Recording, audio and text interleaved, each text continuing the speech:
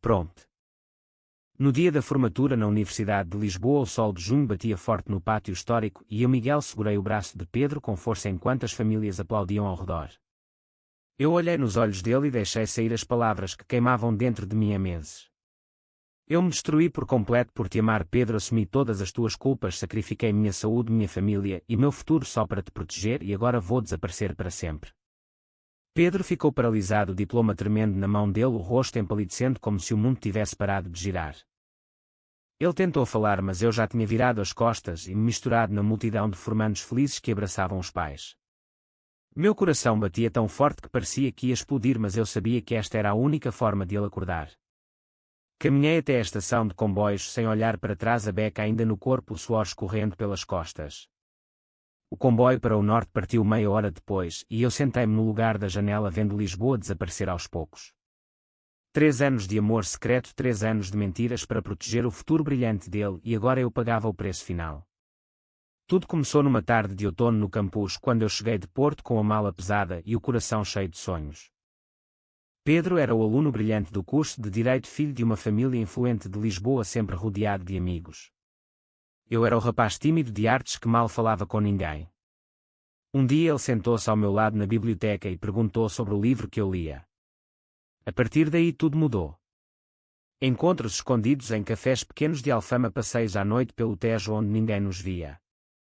Ele dizia que me amava, mas que a família nunca aceitaria, que o pai era um homem rigoroso católico que esperava um casamento tradicional e netos. Eu aceitei porque o amor dele era a única coisa que me fazia sentir vivo. Mas o preço veio devagar. Quando a mãe dele descobriu uma mensagem suspeita, eu assumi a culpa, disse que era um amigo gay que lhe enviava piadas. Pedro ficou em silêncio enquanto eu aguentava as perguntas da família dele. Depois veio a pressão da minha própria família em Porto. Eles queriam que eu voltasse para casa, arranjasse um emprego estável e casasse com uma rapariga boa. Eu mentia nas chamadas, dizia que estava bem, que os estudos corriam.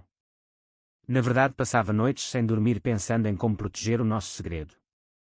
Pedro começou a sair com uma colega de curso para manter as aparências. Eu via as fotos nas redes sociais e sentia o peito apertar, mas dizia a mim mesmo que era necessário. Uma noite ele apareceu na minha residência com os olhos vermelhos e disse que o pai tinha ameaçado cortar o apoio financeiro se ele não se endireitasse. Eu abracei-o e prometi que tudo ia ficar bem. Mas por dentro eu já sentia as rachaduras. O primeiro ataque de ansiedade veio durante um exame. Eu falhei a prova porque não conseguia respirar. Pedro não apareceu no hospital porque estava num jantar familiar. Eu menti aos médicos, disse que era stress normal. Depois veio o segundo e o terceiro. Perdi peso, os amigos afastaram-se porque eu estava sempre cansado. Ainda assim eu continuava a escolher ele. No fim do segundo ano, quando um amigo comum descobriu tudo e ameaçou contar à família de Pedro, eu paguei-lhe para ficar calado. Usei o dinheiro que os meus pais me enviavam para os estudos. Pedro nunca soube. Ele continuou a vida dele brilhante enquanto eu me afundava devagar.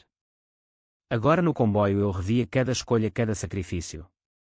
O comboio parou em Coimbra, eu desci e caminhei sem destino pelas ruas estreitas. O telemóvel vibrava com chamadas perdidas dele, mas eu desliguei-o. Eu tinha decidido. Ele precisava de sentir o vazio que eu sentia há tanto tempo. A noite caiu e eu dormi num pequeno hotel barato com o coração partido, mas pela primeira vez em anos com uma estranha paz. O preço estava pago. Agora era a vez dele acordar. Pedro ligou-me 10 vezes naquela primeira noite e eu ignorei todas. No dia seguinte acordei cedo em Coimbra e caminhei até à Universidade Velha para me perder entre os turistas. O meu corpo doía de cansaço, mas a mente estava clara. Eu tinha planeado tudo. Um mês longe sem contacto. Tempo suficiente para ele sentir o que era viver sem mim. Enquanto isso eu revivia as memórias que me tinham destruído.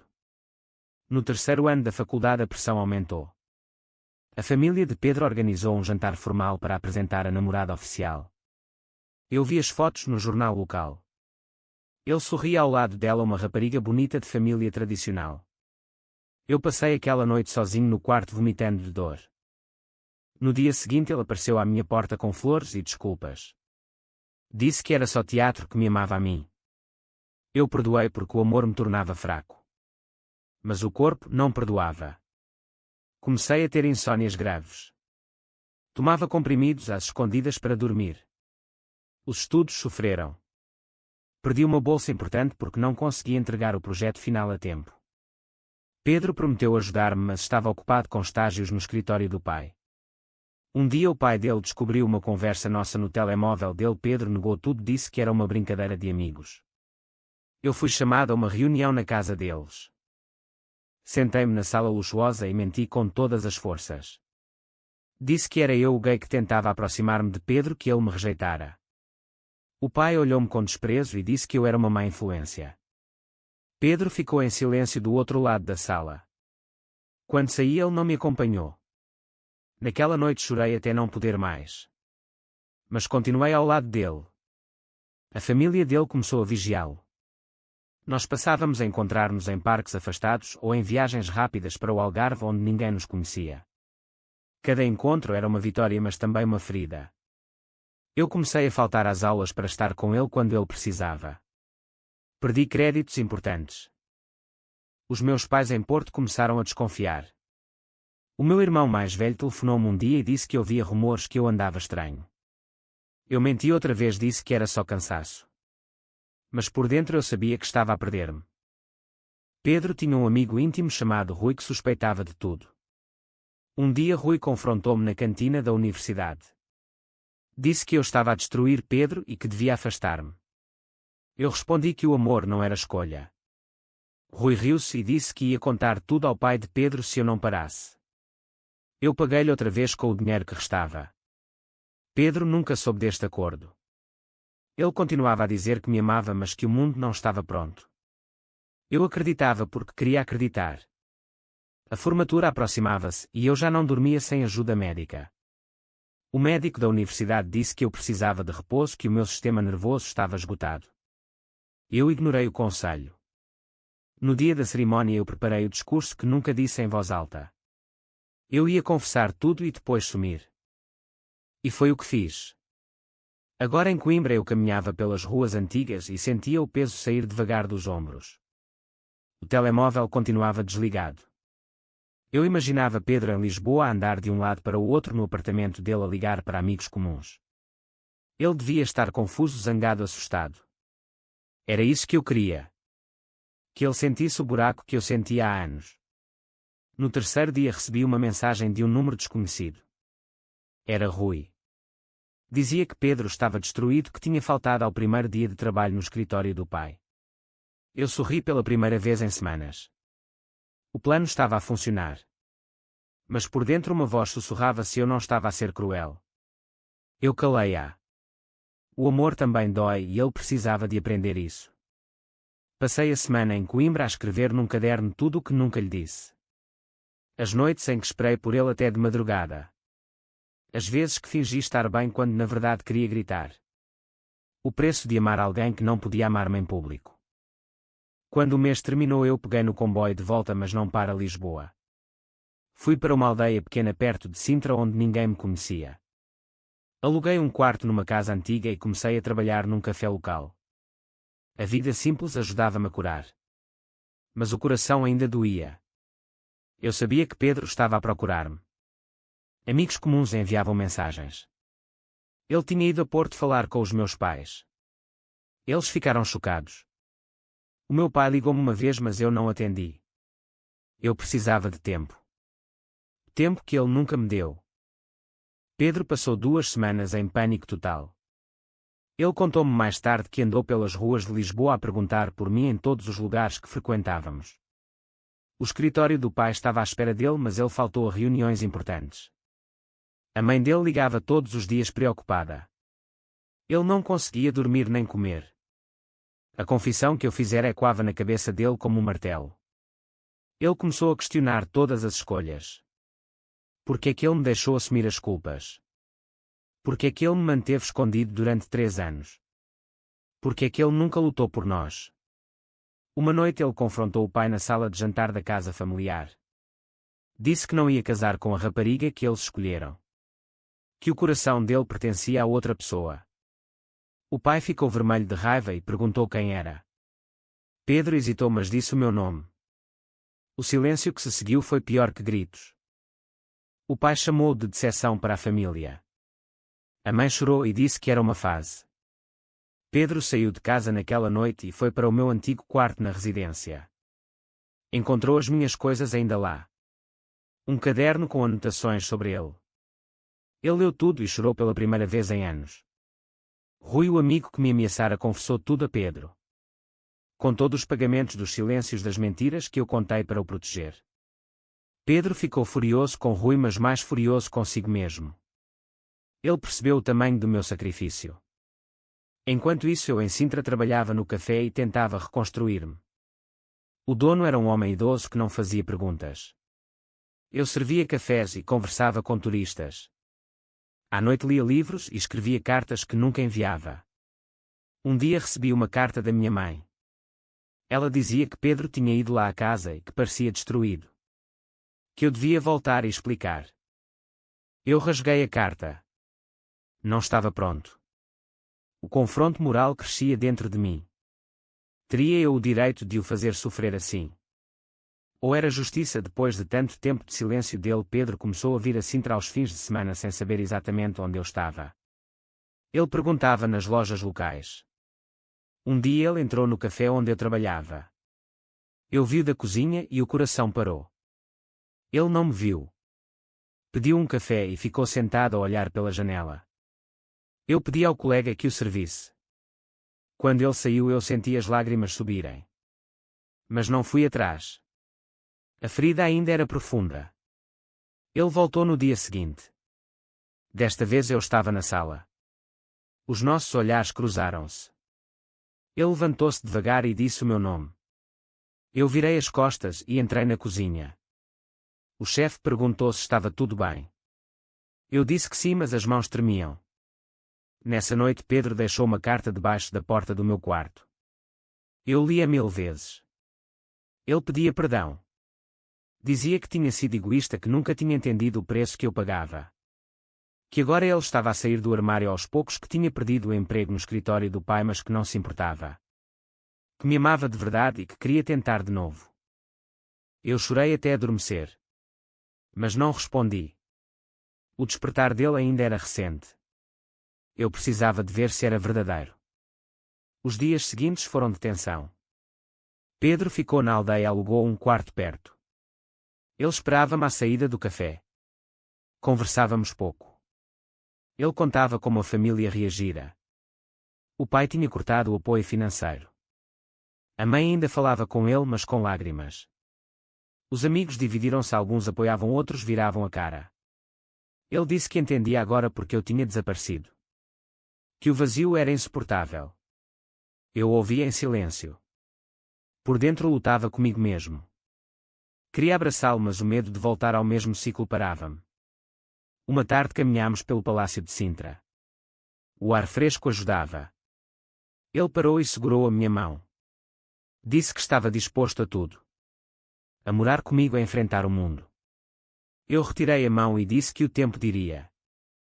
Mas por dentro eu sentia a esperança voltar devagar. A tensão atingiu o pico quando a minha família veio de Porto. O meu irmão descobriu onde eu estava através de amigos comuns e apareceu com os meus pais numa manhã de domingo. Pedro estava comigo no café. O meu pai viu-nos sentados juntos e o rosto dele endureceu. Ele gritou no meio da rua que eu tinha envergonhado a família inteira. Que um filho gay era uma maldição. A minha mãe chorava e pedia para eu voltar para casa. Pedro levantou-se e defendeu-me pela primeira vez em voz alta. Disse que me amava e que não ia permitir que me tratassem assim. O meu irmão tentou bater-lhe. Eu meti-me no meio e levei o soco. O sangue escorreu do nariz, mas eu não recuei. A polícia apareceu e separou-nos. Na esquadra eu expliquei tudo. Os agentes foram compreensivos, mas avisaram que a aldeia era pequena e que rumores iam correr. Pedro ficou ao meu lado o tempo todo. Ele pagou a fiança e levou-me ao hospital. Enquanto esperávamos, ele disse que nunca mais ia esconder nada. Que tinha perdido o pai, mas ganhado a consciência. Eu senti o peso da escolha dele. Ele tinha trocado a família rica pela verdade. Mas eu ainda duvidava. E se fosse só culpa? E se amanhã ele voltasse atrás? Nessa noite dormimos no mesmo quarto pela primeira vez em meses. Sem palavras, só o silêncio e o calor dos corpos. De manhã ele preparou o pequeno almoço e disse que ia ficar em Sintra comigo. Que ia procurar emprego local. Eu aceitei, mas com medo. Os dias seguintes trouxeram mais confrontos. Rui apareceu arrependido e pediu perdão a ambos. Ele contou que tinha sido pressionado pela família dele também. Nós perdoámos, mas a confiança demorava a voltar. Pedro começou a trabalhar numa pequena firma de advogados na vila. Eu continuei no café. A vida simples unia-nos, mas as feridas antigas ainda doíam. Uma noite discutimos. Eu acusei de ter demorado demasiado a acordar. Ele disse que eu tinha escolhido o caminho mais duro em vez de falar. As lágrimas caíram. Nós gritámos e depois abraçámo-nos. O amor estava lá, mas precisava de ser reconstruído. A sociedade em torno não ajudava. Alguns clientes do café murmuravam quando nos viam juntos. Um vizinho disse palavras feias.